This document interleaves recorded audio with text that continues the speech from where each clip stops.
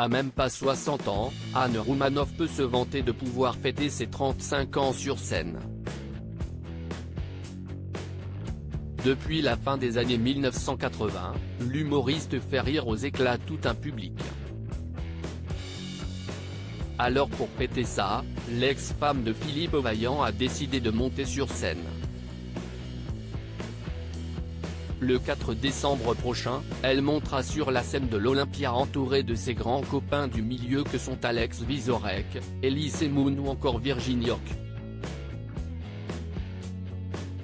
Des retrouvailles suffisamment marquantes pour être soulignées, qu'Anne Roumanoff attend avec beaucoup d'impatience à l'approche des fêtes de Noël.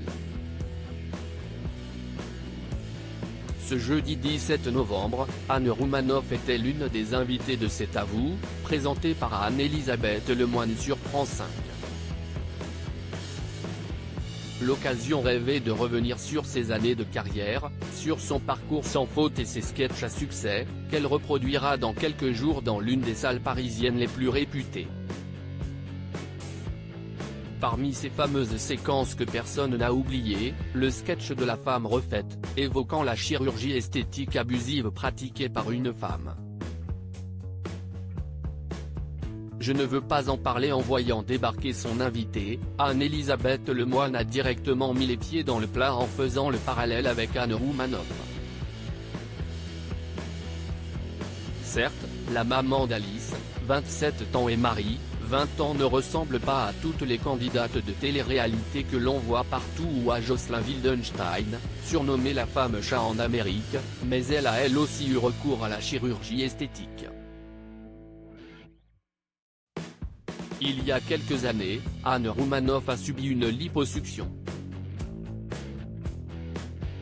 Si elle n'a pas évoqué sa fierté concernant les résultats, elle, en revanche, confirmait qu'elle n'en gardait pas un super souvenir. La liposuction, vous dites, il vaut mieux arrêter de manger plutôt que de se faire liposucer, a lancé Anne-Elisabeth Lemoine à son invité. Cette dernière ne s'est pas fait prier pour répondre « J'ai fait ça, oui.